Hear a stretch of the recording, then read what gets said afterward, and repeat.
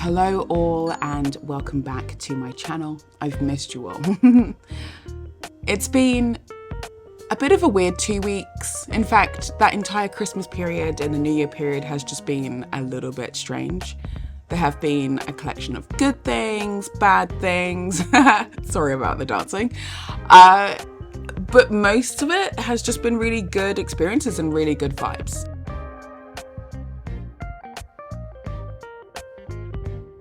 I've been getting better as far as my fitness and strength are concerned.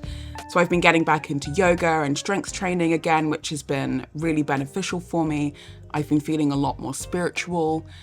I also feel like, especially at this time of the year, toward the end of the year and obviously the beginning of January, it's been a time of reflection, but it's also been a continuous time for mourning because we're still grieving the loss of our dog. So my husband and I are fully aware of and ready to embrace the big changes that are due to happen, which again is part of the reason why I didn't really set many serious goals for myself for this year. I kind of just wanted to go with the flow because by this point in my life, I'm fully aware that things could change and I have absolutely no control over that part of the narrative that's going to play out.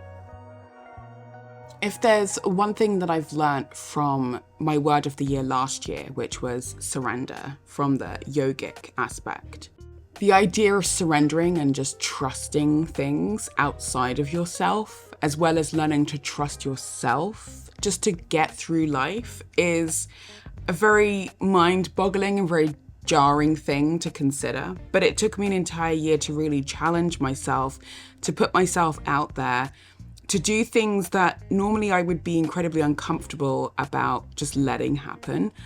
Learning to just go with the flow, or in another sense, letting the universe just take the wheel. That is something that is incredibly difficult for someone like me who has had very negative experiences growing up. So to find myself in a situation now where I'm actually able to embody the freedom that I'm now able to have as an adult, as a married woman, it's been kind of a crazy and wild, but incredibly positive ride for me. So to continue that, but in a slightly different vein, I guess to sort of turn it up a notch, the word for this year for me is the word patience. And again, that's something that's going to be incredibly challenging for me, but I'm looking forward to finding out what that means, both spiritually, mentally, emotionally, and physically.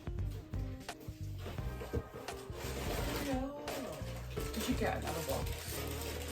Yeah. There's one thing that I absolutely love and adore about my husband. I guess this little segment is a shout out to him, but it's knowing what I've had to go through before I moved here, what I've had to go through whilst living here, whilst my experience of Toronto as a whole have been mostly positive. On a more personal level, it's been really difficult for me, but my husband has been there throughout and he's been my biggest support and my biggest inspiration. So it's lovely to also just slow down enough so I can really enjoy these moments with him. Even though we're not doing very much, it's just nice.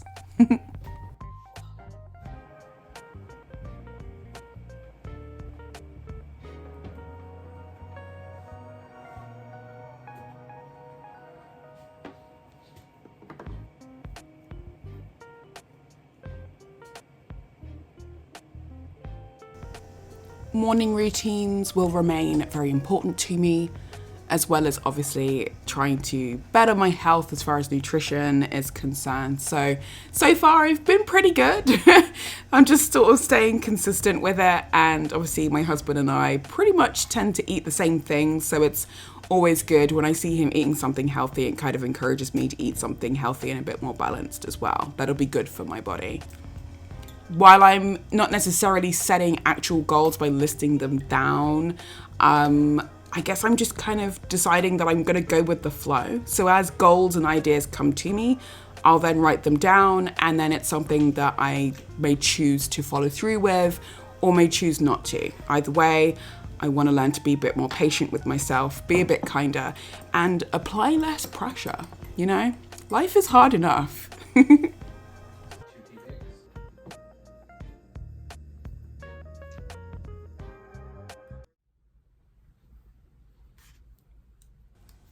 This year didn't necessarily start out on a completely positive note, though. I did get some really bad news when I was at work that unfortunately has set me back quite a bit, especially most emotionally and mentally. I have found that even though I was crawling out of my depression and learning to deal with the grief in the morning, I'm still having to deal with a few social issues that I have since moving here. The experience of Toronto so far has been incredibly positive for me. It's just the social aspect has been incredibly difficult. And for someone with really intense social anxiety, it can be really difficult to hear nothing but negative feedback on a daily basis, to the point where after a while you can no longer ignore it. So it's been really tough. At the same time, when I get home after such a long day at work, I would love to sit down and do journaling and get introspective about my day, my week, various thoughts that I have, but I just don't have the time. So what I've been doing is making quick notes on my laptop and then trying to embellish them a little bit more in my journal as time goes on. And here I am trying to catch up on 3 weeks worth of journal entries. I still haven't completed it, but I'm getting there. But another cool thing that I wanted to do this year was get through some of these daily prompts from the Daily Stoic, 366 Meditations on Wisdom, Perseverance, and the Art of Living by Ryan Holiday, to help with those days where I'm feeling a bit too gloomy and I don't want to write anything too depressive in my journal. So I would rather just try and learn from the Stoicism masters of the past. Stoicism is something that I have found to be incredibly important for myself, the way that I choose to live my life, the way that I decide on the decisions that I need to make about certain situations. And it's something that I want to continue on for as long as possible. So when I came across this particular book, which was released a few years ago, I was very intrigued and I decided that this would be the book that I want to embark on for this year. So I'm reading a little Stoic quote here and there every day for the next year and hoping to see what I can learn. On the fun side, and on a much lighter note, I did actually make my first ever Sephora purchase. And here I am just filling in what I got from that first haul. I originally wanted to film it as a haul video, but it's just not my thing. They're so awkward to film. So I didn't want to do that. So instead I just thought I would make it more of a private thing. I took a flat lay photo of everything that I'd gotten from that first shipment and then stuck it in my journal. And here I am just kind of labeling it up. Journaling is just really important for me. So after getting that really bad news, I decided that I just wanted to spend some time in silence and just kind of do my own thing behind closed doors. That's why a lot of this video is going to be one great big voiceover. I just didn't feel confident enough to be on camera speaking. Plus, I also just don't have the time to be able to do that. So life all round is just fun, but also sucky all at the same time.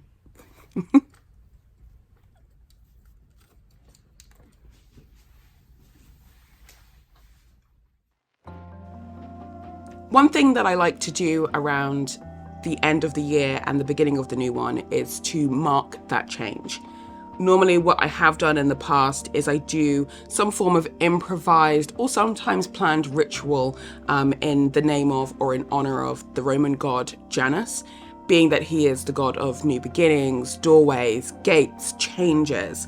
He's depicted as a being with two faces, one on the front, one on the back. So you can kind of see where that idea of looking into the past and then looking into the future kind of comes from. This year, however, things were a bit more relaxed and a bit more minimal. I jumped straight into preparing the psychological influences and meditations that I wanted for the year through my tarot cards. So I sat down, as you can see here, I meditated for a while and then proceeded to pull out two particular drawers. One that had 4 cards and the other that had 12. Let me explain.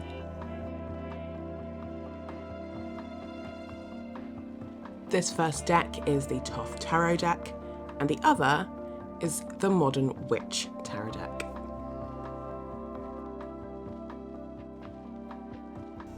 I'm shuffling and I'm shuffling and I'm shuffling. This is the Thoth Tarot deck, so this is the first deck that I was going to be pulling from. As you can see there, 2 cards actually fell out. So normally you would either include the cards that fall out in your reading or you set them aside for additional reading. So I set them aside for additional reading for that particular day. These 4 cards are basically just mini meditations that I will revisit once every 3 months as the year goes by. These are the 2 cards that had fallen out. These are the ones I've decided to set aside. The 2 of Cups, representing balance and harmony, the masculine and the feminine energies at work here, or in my case, the combination of surrender and patience, years 22 and 23. The 4 of Cups. By this point from April onwards, I should be much more mature and getting a much better grip on this idea of balancing myself and rooting myself properly.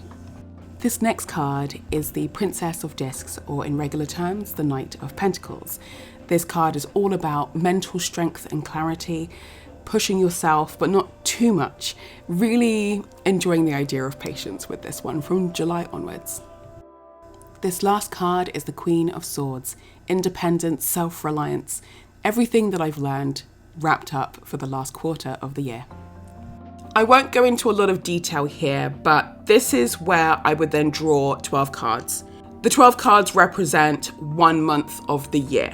So in this case, it's kind of like a forecasted, meditational, future psychological, introspective look forward spread or reading for the year of 2023. The idea is that as each month progresses throughout the year, I will then go back to that card of the month and have a moment of meditation, clarification, introspection, and whatnot. I'm using the stickers that I picked up from Blore very recently when checking in with myself every month. When I get to the monthly pages, I'll have a reminder of what that particular card was for that month. And then I can get stuck in and meditate and get introspective and philosophical, as well as psychological with myself, just to make sure that I'm actually following through with the goals and promises and wants that I have developed as the year has gone by. So yeah, it's just a really good way to check in with myself. Here I am just separating the cards from the stickers, and as you can probably see, there were quite a few stickers actually missing from that deck. So at some point, I will go back up to Blore and pick up a few more cases of those sticker packs in the hopes that I will be able to find the missing cards in those ones. And then my planner will actually look and feel a bit more complete. But now I need to move into the planner portion of things, and as far as like the meditation and the readings that I got from this particular reading on that day, that's actually going to be staying in my spiritual journal, and then I'll just have pointers and reminders in my planner. So as each month goes by, I can have a nice little reminder of what it is that I need to do and where I need to go.